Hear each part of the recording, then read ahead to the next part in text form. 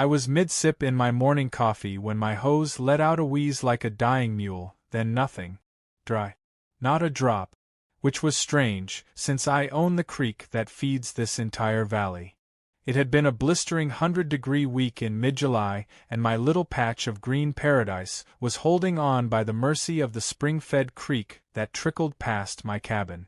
My property sat just outside the snobby HOA called Whispering Pines, a name that sounded like it belonged on a soap label, not the collection of overly landscaped boxes filled with nosy retirees and self-appointed lawn sheriff. I'd been living peacefully for 6 years, raising chickens, growing heirloom tomatoes, and minding my own business on land my grandfather left me. That peace shattered the moment Karen moved in 3 houses down the ridge. Karen, an ex-real estate agent turned HOA president, had a face that always looked like she smelled something awful, which matched the attitude she dragged around like a purse full of lemon wedges. She had taken an obsessive interest in my property, constantly snapping pictures over the fence, calling the county about imaginary code violations, and at one point, standing on a ladder just to get a better look at my compost pile. But cutting my water line during a drought? That was a new low. I followed the hose back toward the hill, trying to make sense of what happened. Something felt off. My ground was unusually soft, trenched recently. I trailed the disturbed soil like a detective, heart thudding. My irrigation system ran off a pipe that connected directly to a filtered inlet from the creek. That pipe should have been buried and undisturbed. Instead, it was sliced clean in half, zip-tied with a bright pink flag that read "Violation removed per order." Order from whom? I scrambled down the slope toward the border between my property and the HOA zone. I passed the old oak tree that marked my side's boundary, then paused. There, standing with arms crossed and sunglasses halfway down her nose, was Karen herself, smug and sweating through her pastel sweater like she was posing for a real estate pamphlet titled, "How to Ruin a Neighborhood." She didn't even flinch when I called out. I asked her what she thought she was doing, and she simply said, "You've been overwatering during a restricted period. As HOA president, I have a duty to act." I reminded her that my land wasn't in her jurisdiction. She countered with, "Water doesn't respect fences. You were setting a bad example." She turned and walked away like she'd just dropped the mic on a TED Talk, leaving me standing in the dirt with my severed pipe and a fury rising in my chest. That's when it hit me like a lightning bolt through dry timber. Karen had no idea. None. She had cut the very line fed by a creek that started on my land. A creek that wandered lazily through my yard, past the chicken coop, danced under my wooden bridge, and then, only then, flowed into Whispering Pines where it watered all their artificial turf, their decorative roses, and their snobby little golf green.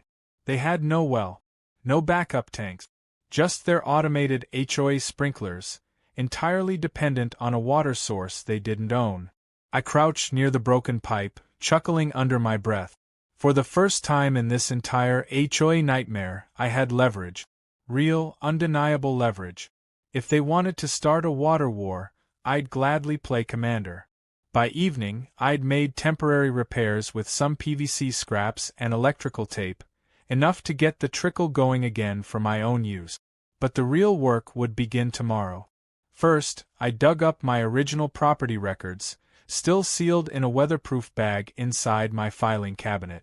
Pages that proved two crucial facts. 1. My property line ended about 10 feet before the HOA thought it did.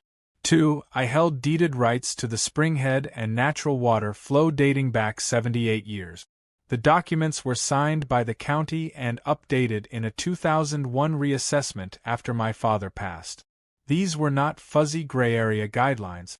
They were black and white, notarized proof that what flowed through my creek belonged to my land first. No one else could touch it without my say-so. I marked the boundary with bright orange paint on 3 old cedar fence posts and staked small flags in the soil. Anyone stepping past would do so knowingly. And next to the broken pipe, I left a little note taped to a mason jar. Water's a funny thing. It only flows where it's welcome. Early the next morning, I took a walk downstream. Whispering Pines looked different now. Lawn after lawn, once neon green and magazine perfect, had already begun to fade under the relentless sun. Sprinkler heads clicked with no water, hoses lay limp like useless snakes, and a group of HOA board members stood around Karen's driveway, fanning themselves and pointing fingers. I saw her glance up the hill and lock eyes with me. I waved. That afternoon, a man in a tan uniform, some contractor with a county badge, walked onto my land. I intercepted him before he could get far.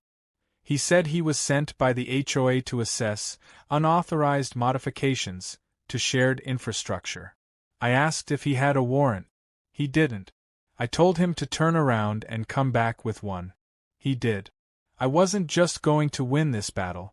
I was going to outmaneuver them so thoroughly that the next time they saw a hose, they'd think twice before touching it. I spent that night walking the creek by lantern, listening to the soft burble of water and the distant yapping of coyotes. In the darkness, that little stream shimmered with possibility. With the right tools, I could shift the flow into a deeper bend that bypassed their side entirely. It wouldn't be illegal. It wouldn't even be unnatural. The law said water could be diverted on private land so long as downstream rights weren't violated. But they didn't have rights, only assumptions. By the time the sun rose, I had a plan that would turn every drop of that assumption into dust. The sun cracked over the ridge like an egg frying on an iron skillet, and I was already knee-deep in the creek wearing rubber boots and a grin. The chill of the early morning water ran around my ankles as I examined the natural split in the bedrock near the upstream bend, the same one I used to skip stones across when I was a kid. A few feet to the left and the entire flow could be nudged away from the direction it had followed for decades. I wasn't talking about building a dam or clogging anything, nothing illegal or unnatural. I was just giving nature a little nudge. A redirection. A gentle persuasion to bypass the high-maintenance HOA lawns downstream. The way I saw it, if they didn't want me using water from my own land, then they shouldn't benefit from it either. I started by piling a few large flat rocks along the natural edge, nothing that would scream sabotage, just enough to lean the flow slightly off course. Then I added a few logs, strategically placed, nothing that couldn't be explained as erosion control or even basic creek maintenance. By noon, the burble had begun shifting. It took effort, patience, and balance, but slowly the water favored the path that curved into the woods behind my orchard instead of continuing into the culvert that led toward Whispering Pines. Meanwhile, I watched the HOA like a hawk. They were panicking, but trying to keep it hidden under a layer of forced smiles and brittle community newsletters. The Monday memo was titled Responsible Water Use Tips and warned residents about drought conditions and the need to reduce non-essential watering.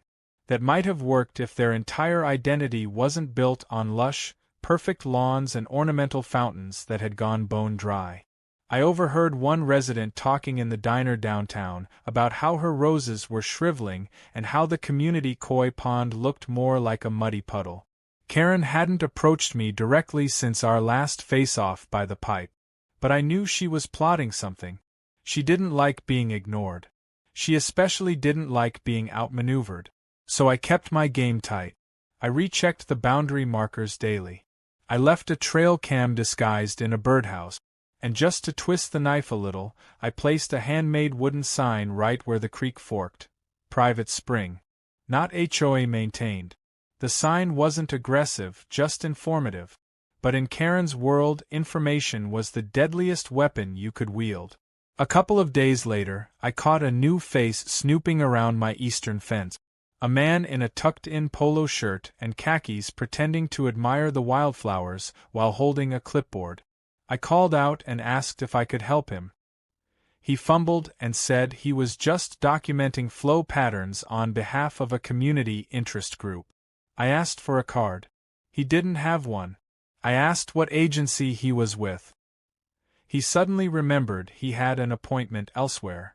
I got a nice shot of his license plate as he peeled out down the dirt road. They were trying to document me now. Build some case. Maybe they thought if they got enough blurry photos and dramatic language, they could sway someone in the county office. What they didn't realize was that I'd already sent a full file to the county myself, weeks ago, with GPS data, legal descriptions, and even drone footage of my land and the creek's natural path. All legally time-stamped and sealed. If anyone was operating in the gray zone, it was them. The days passed and the HOA's panic grew. I began hearing whispers in town. One board member was questioning Karen's authority. Another had reportedly stopped paying his HOA dues in protest. I didn't revel in their misery, but I didn't feel guilty either. They cut my water without warning. During a drought. On land they didn't own. Actions have consequences. Then came the surprise escalation. I woke one morning to find footprints in the mud by the upstream bend. Fresh. Someone had been there during the night, fiddling around near my rock placement. Nothing major was moved, but someone had clearly tried to shift things back. That was enough for me. I added motion-triggered sprinklers connected to my barn's pressurized tank. But I didn't fill them with just water. I mixed in a bit of concentrated garlic oil and skunk scent I used to deter raccoons from my crop. It was completely safe, but the smell could strip paint. That night, around 2 in the morning, the sprinklers went off. The next morning, the footage showed a familiar figure, one of Karen's board members, tiptoeing along the edge in the dark before getting sprayed head to toe. He ran off like a cartoon bandit, slipping in the mud, yelling something that got muffled by the splash of water. I laughed so hard I almost dropped my coffee. I packaged the footage and saved it, just in case I needed to press trespassing charges later. By now, the HOA Creek access was a ghost of its former self. What had been a gentle flowing stream was now a damp trickle with dry patches forming near the decorative bridge they built using community funds. Their prized greenbelt looked like a prairie in mid-August. Karen tried to hold a town hall about environmental vandalism, but stumbled when residents started questioning how the water lines were managed in the first place. Someone even asked her if she had permission to dig on neighboring property, to which she turned red and dodged the question entirely. I watched it all unfold like a theater show from the comfort of my front porch. I had a glass of lemonade in one hand and a file folder in the other, ready to go to the county again if I needed. But I didn't. Not yet. The real power wasn't in making noise. It was in letting the pressure build quietly, until the people who thought they were in control finally realized they weren't even in the right room anymore. One evening, just before sunset, I stood near the edge of my orchard where the new creek path now shimmered through rows of peach trees. Birds fluttered at the edge of the water. A couple of deer had started coming down to drink. I felt something close to peace again. Not because I'd won. Not yet. But because I'd reclaimed something that had always been mine, and I had done it without shouting, suing, or swinging fists. I had simply outsmarted them. And in a war of water during a drought, nothing feels more powerful than watching the other side wilt while your roots run deep. The heat rolled in heavier than ever, and by now it felt like even the flies were too tired to buzz. Every blade of grass in Whispering Pines looked scorched, their perfect lawns reduced to brittle patches of beige dust. The HOA newsletter no longer talked about water-saving tips. It talked about drought response teams and emergency funding requests for water trucks. That was rich, considering they still hadn't acknowledged where their water used to come from. But I wasn't concerned with their newsletter. I was concerned with the muddy boot prints I found again by the creek, only this time deeper into my property and near my trail cam disguised as a birdhouse. The footage showed Karen herself this time, standing near the edge of the newly formed bend with a man who looked like a plumber or contractor. They pointed, crouched, and then left. No damage yet. But it was only a matter of time before Karen tried something bolder. And sure enough, she did. 2 days later I caught the same contractor elbow-deep in my creek trying to force the flow back toward the HOA culvert. He hadn't even bothered to knock or call. I calmly approached, phone already recording, and asked what he was doing. He mumbled something about redirection for environmental flow regulation. I asked who hired him. He hesitated. I asked if he had a permit. He didn't. Then I told him he was trespassing and had 30 seconds to pack up before I called the sheriff. He left in a hurry, dragging tools and dignity through the mud. I uploaded the video to the local community Facebook group, tagging it with the caption, "Just trying to protect my tomatoes." Within hours it spread like a grass fire. Locals who had always kept out of HOA drama started chiming in. Comments flooded the post. "That's Jack's land. They have no right. Karen's gone too far this time." It was a small town and news spread faster than wildfire when the gossip was good. The next morning, I saw 2 sheriff's cruisers parked outside the Whispering Pines Community Center. That made me smile. A couple hours later, one of the deputies stopped by my property. It was Sheriff Mills, a good man with a thick mustache and boots that had seen 20 winters. He stepped out of his truck and nodded at me with that look that said, "This town is getting crazier by the minute." He asked if I had more footage. I showed him everything. The trespassing, the contractor, the maps. He nodded, asked for copies, and assured me he'd have a word with the HOA. When I asked if Karen could be charged, he sighed and said probably not yet. But one more step out of line and she'd be buying herself a hefty fine and a permanent mark on the county record. That wasn't the end though. Karen was like a raccoon in a trash bin. Push her out one night, she'll be back the next. So I upgraded my deterrent. I installed 2 more trail cams, buried deeper and disguised better.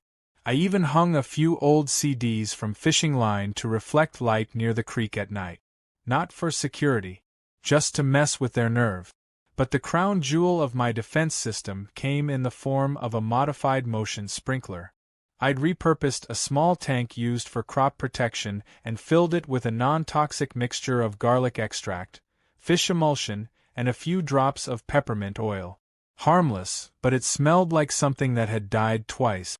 I aimed it right at the trail where I figured they'd come next. Sure enough, 3 nights later the system went off. I reviewed the footage and nearly fell over laughing. Karen's top enforcer, that board member who always wore boat shoes and acted like he was too good to sweat, had walked straight into the blast. He flailed, screamed, slipped, and rolled downhill right into the mud. I didn't even need to post that one. Word got around before the sun came up. Next time I went to the general store, people offered to buy me coffee just to hear the story firsthand. Of course, Karen couldn't let it slide. The HOA issued a formal complaint to the county, claiming I was interfering with community utilities. They cited environmental concerns and accused me of hoarding a natural resource. I responded with a packet of documentation that included survey maps, water rights, deed history, and time-stamped video evidence. I mailed a copy to the HOA and handed the original to the county office. The county clerk, bless her heart, laughed as she filed it, saying I might need to frame that packet before it's over. The kicker came when Karen tried to hold an emergency HOA board meeting at the clubhouse and only 3 members showed up. One of them resigned right after, blaming the situation for making him a community joke. Another handed out copies of the Facebook video and asked why the president was ordering illegal plumbing operations. Karen tried to shift blame, but her reputation was already tanking like a lawn chair in quicksand. Just to twist the knife a little deeper, I called in a professional land surveyor. Not one from town, but a firm from 2 counties over with drones, satellite overlays, and everything. I wanted this documented beyond question. They came out, walked the property, reviewed the historical flow of the creek, and by the end of the week handed me a glossy folder that was more conclusive than a murder confession. It showed the source of the water clearly originating from within my boundaries and the path it now followed due to natural seasonal redirection and private land maintenance. I called a local print shop and had a large laminated version made. I posted it on a weatherproof board at the edge of the creek, right where the HOA trail used to dip down to admire the view. Then I added a second sign beneath it that read "No unauthorized water access beyond this point." Violators will be recorded, reported, and possibly sprayed. That Sunday, Karen finally broke her silence. She marched right up to the edge of my property during daylight hours and called out to me like we were neighbors exchanging pie recipes. She said we needed to have a civil discussion. I told her I was civil every step of the way, and that discussion should have happened before she sent men to cut into my pipe. She huffed, said something about cooperation, and hinted she might be willing to discuss water-sharing agreements. I didn't say no. I didn't say yes either. I simply said we'd talk when the trust she broke was restored. Until then, the creek would keep flowing wherever the land said it should. As she walked away, I noticed something I hadn't seen before. Her perfect hairstyle, always so stiff and polished, had begun to frizz in the heat. Her step wasn't as sharp. Her shoulders slumped a little. For the first time, Karen looked like the kind of person who realized she might be in over her head. And I was just getting started. By the time the county clerk finished processing all the paperwork I'd submitted, the HOA was already in full-blown meltdown. The official ruling came in the form of a neat little envelope marked with a gold seal. Inside was a letter stating that my land was not and never had been under the jurisdiction of Whispering Pines Homeowners Association. More importantly, it clearly outlined my legal water rights as exclusive to the springhead on my property, with full autonomy over the flow and use of the creek that passed through it. I made 6 copies of that letter. 1 stayed in my file cabinet. The other 5 were posted in very visible places. 1 on the trail gate, 1 on the barn door, 1 on my front porch, 1 mailed to the county sheriff, and 1 taped to the bulletin board outside the HOA clubhouse with a sticky note that read for educational purposes. Within 24 hours the Whispering Pines group chat had erupted. Someone leaked a screenshot of Karen trying to explain away the letter by saying it was temporary or subject to review.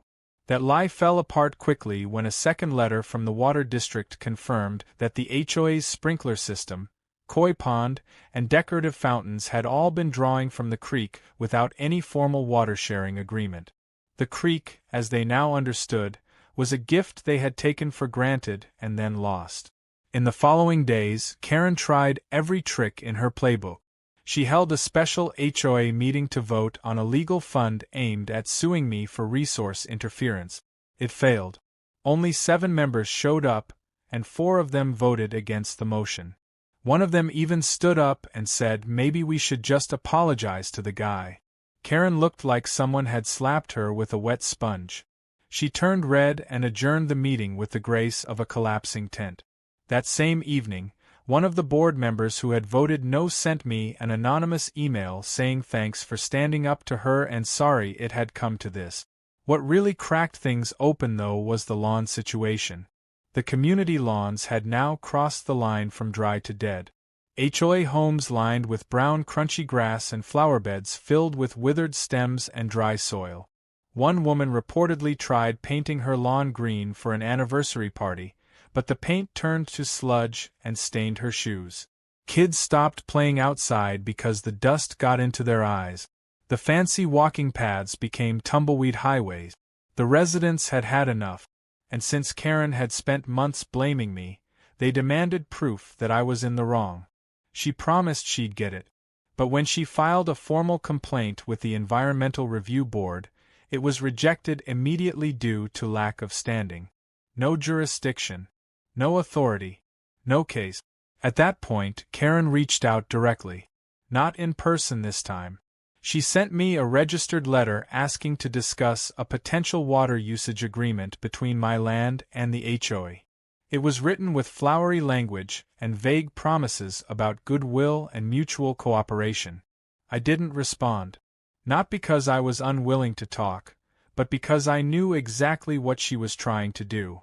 She wanted to regain power by acting like we were equals at the negotiation table.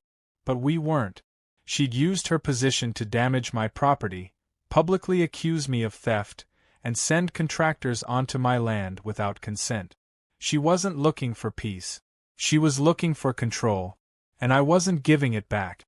A week later, The HOA tried to pivot by hiring an independent consultant to evaluate their landscaping strategy.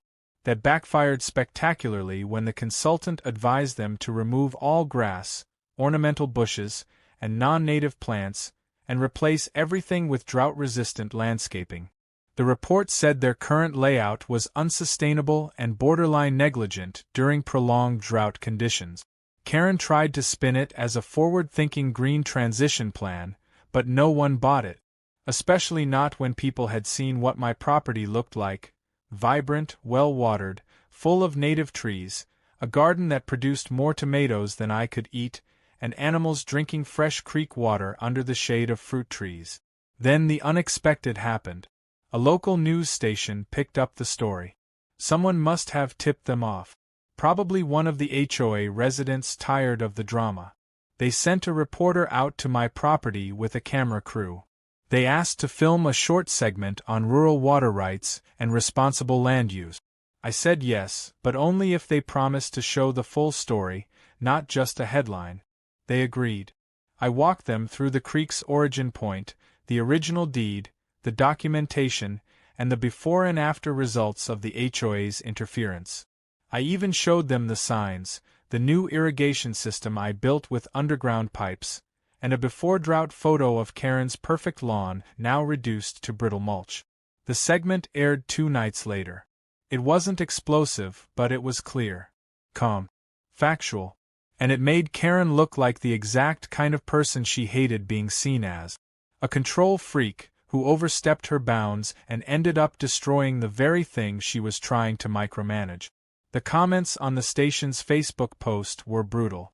One said, "This is why you never mess with farmers."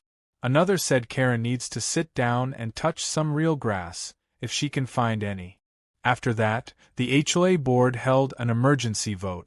Karen was removed as president by a narrow margin.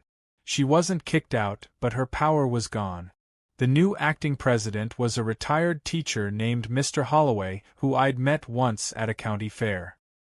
He sent me a handwritten letter saying he hoped we could move forward with mutual respect and no further incident. I replied with a short note thanking him, and included a laminated copy of the county ruling, just so we were clear. That was when I decided to finish the reroute of the creek completely. I'd only partially diverted it before, to make a point.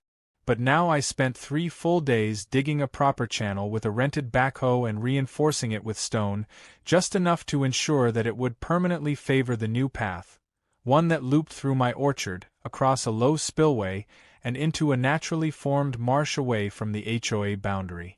The water still flowed, but now it nurtured only my land and the animals that lived around it. No more free rides for HOA sprinklers. No more shared resource assumptions. The land provided what it wanted to those who respected it. When the job was done, I stood by the creek and watched it flow through the trees like it had always belonged there. In a way it had. This wasn't revenge. This was balance, restored not by force, but by boundaries and truth, and a little stubbornness.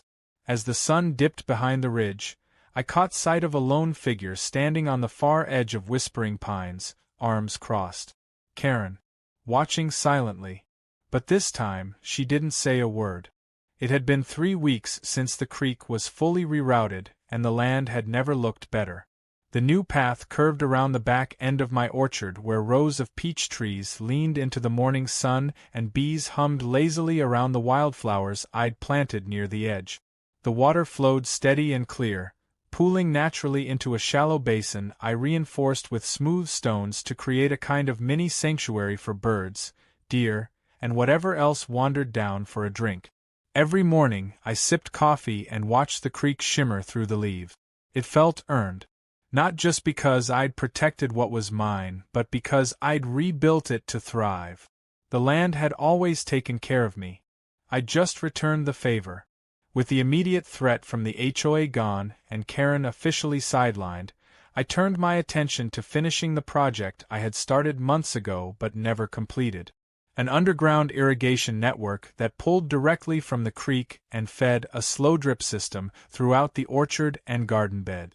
I had sketched it on graph paper last winter while snow coated the ridge, and now with the right tools and a little sweat, it came to life. It wasn't just about watering crops. It was about resilience, about making sure I never had to depend on anyone who didn't understand the land they lived on. I rented a trench digger, laid piping with gravity-fed filters, and connected it all to a solar-powered timing system I mounted on the side of the barn. Every drop of water now moved with intention, feeding the soil without waste. The effect was immediate. Tomatoes plumped up, squash vines exploded with blossoms, and even the usually stubborn fig tree at the back of the property looked less grumpy. I gave away extra vegetables at the weekend market, and folks kept asking how my garden stayed so lush when theirs had given up. I didn't say much. Just smiled and said the soil knows who cares for it. Meanwhile, the HOA tried to recover from the mess. They'd started a new landscaping committee under Mr. Holloway's leadership and announced plans to convert the community areas into xeriscaping zones with native drought-tolerant plants. It was a smart move but a hard sell. Some of the residents grumbled about losing their lawns and flower beds, but with water bills climbing and public pressure mounting, they didn't have much choice. The days of weekly watering and artificial turf showrooms were gone. In their place came gravel walkways, sagebrush, and blue grama grass. It actually looked better than before, but Karen refused to acknowledge it. I learned from one of the HOA members at the feed store that Karen had retreated into her home and only came out for short walks, always alone, always avoiding the trail that used to run near the creek. It was strange to think of her as quiet. For months she'd ruled that neighborhood with the authority of a dictator and the subtlety of a marching band. Now she was a shadow. No apologies, no letters, just silence. But maybe that was for the best. Some people never learn through confrontation. They only learn through consequence. One morning I was repairing a fence post near the lower pasture when a car pulled up to the edge of my drive. I didn't recognize it, but the man who stepped out was familiar. Tall, balding, a bit sunburned. He introduced himself as a journalist with a regional magazine that covered rural development, agriculture, and land right.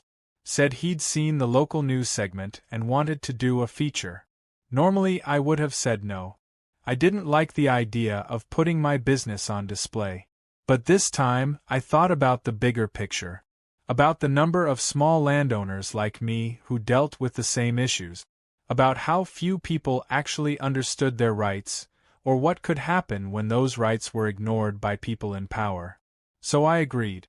I walked him through the property, explained the creek's natural path, showed the maps and documents, and talked about what happened in as straightforward a way as I could. He asked thoughtful questions, not about the drama but about the land, how it had changed, what it meant to live beside a water source, how I felt when it was threatened. It wasn't about revenge or HOA politics. It was about stewardship. When he left, he shook my hand and said this story was one more folks needed to hear. I hoped he was right. A few days later, a brown envelope arrived in my mailbox. Inside was a copy of the magazine, already in print. The article spanned 4 pages and included photos of the orchard, the rerouted creek, and the little wooden sign I had carved that read "Flow with respect." The writing was honest and generous. It didn't paint me as a hero or the HOA as villains. It told the truth plainly and let the reader decide. I appreciated that. Later that week, I got another letter, this one from the new HOA president. A formal one, signed and stamped. It expressed gratitude for my patience during the conflict and requested permission to invite a group of Whispering Pines residents on a guided walk near the creek to learn more about sustainable landscaping and water conservation. They offered to stay on the public trail and not enter private boundaries. It was polite, respectful, a far cry from the demands and threats that had come before. I read it twice before deciding. Then I wrote back and said yes, on one condition. Karen was not to attend. Not out of spite, but because some lines, once crossed, changed the path forever. They agreed. When the group came, it was small and quiet. A few curious retirees, some younger couples, a teenager with a sketchbook. I walked them along the new trail, pointed out the native plants, the way the soil held water better near the trees, and the importance of working with the land, not against it. They listened. They asked questions. Some took notes. One woman even teared up a little when I explained how the creek had supported my family for generations. It was a peaceful moment, the kind that felt like healing. As they left, one man lingered behind and looked out across the creek. He said, "We used to think we owned this place. Now I see we're just borrowing it." I nodded and said, "The land keeps the books. It remembers everything, good and bad." That night, as the sky turned gold and the wind carried the scent of fresh soil and blooming clover, I sat on the porch with a cold drink and watched the creek wind its way past the orchard, soft and steady. For the first time in months, everything was quiet. No footstep, no shouting, no board meetings, just the sound of flowing water and the deep, settled calm that only comes after a storm has finally passed. The days grew shorter and the ridge softened into autumn. The creek now curved gently past my orchard, its flow calmer than before, like the land itself had finally settled after months of tension. The leaves had turned gold and rust, and the once dry fields now pulsed with life again. Birds returned to nest in the hedges, and squirrels danced along the fences with acorns in their mouths. Everything had come back to balance, not because of force or fury, but because I had protected what was mine and let nature do the rest. I never set out to fight a war. I just wanted peace. But sometimes peace has to be earned. One cool morning, I stood beside the creek with my old dog Ranger by my side. He was getting slower, white showing around his muzzle, but he still followed me everywhere.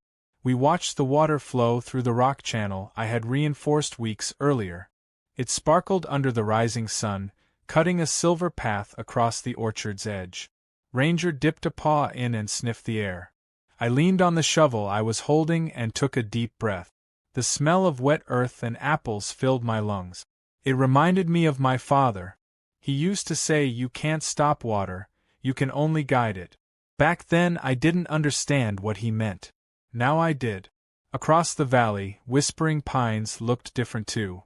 Gone were the emerald lawns and fancy hedges. In their place were stone gardens, native grass patches, and shaded sitting areas built from reclaimed wood. It wasn't the showy neighborhood it once tried to be, but it looked honest now. Real.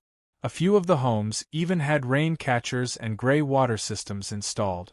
Word around town was that the new HOA president had convinced the board to fund sustainable upgrades using leftover legal funds that had been reserved for fighting me. The irony didn't escape me. The very struggle they waged against my independence had forced them to learn how to stand on their own. I received another letter that week, this time handwritten and folded neatly inside an envelope marked only with my name. The return address was blank, but the handwriting was unmistakable. It was from Karen. The letter was brief. She apologized, not in sweeping terms or poetic language, but in a way that felt raw and uncomfortable.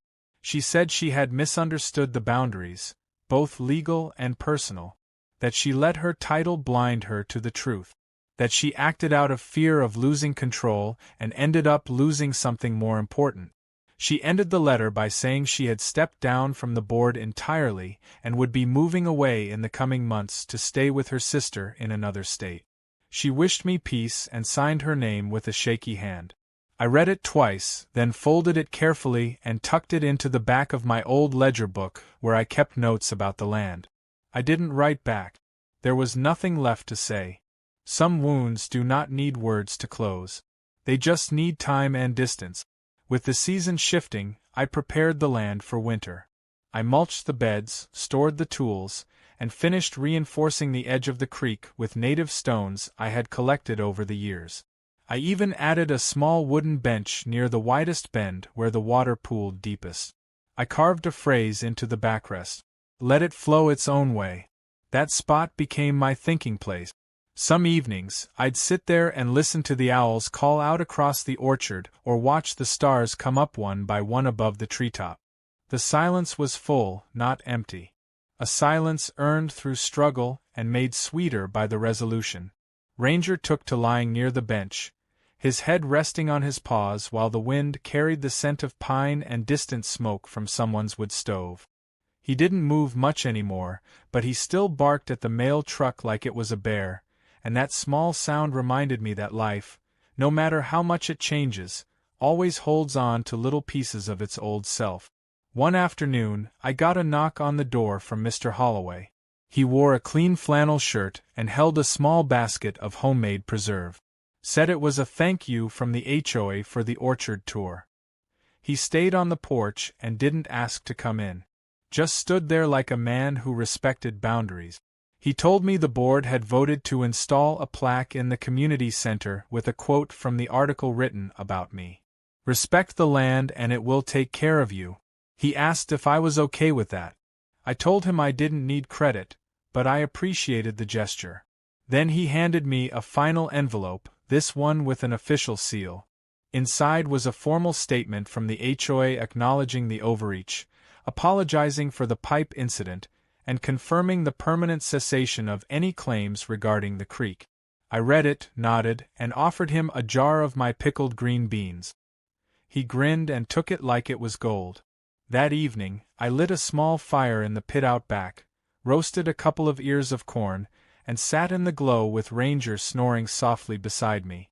I thought about everything that had happened, the trespassing, the fake violations, the meetings, the threats, and how close it all came to becoming something uglier. But instead, it ended with a letter, a bench, and the sound of a creek that flowed exactly where it was supposed to. Somewhere beyond the ridge, I heard coyotes howl in the distance. The stars blinked alive, one by one, above the orchard. And as I leaned back in my chair and felt the night settle in around me, I realized I wasn't just watching the water anymore. I was part of it, of the land, of the balance it demanded, of the quiet strength it gave back when you listened. The fight was over. The lesson had been learned. And the flow would never be taken for granted again.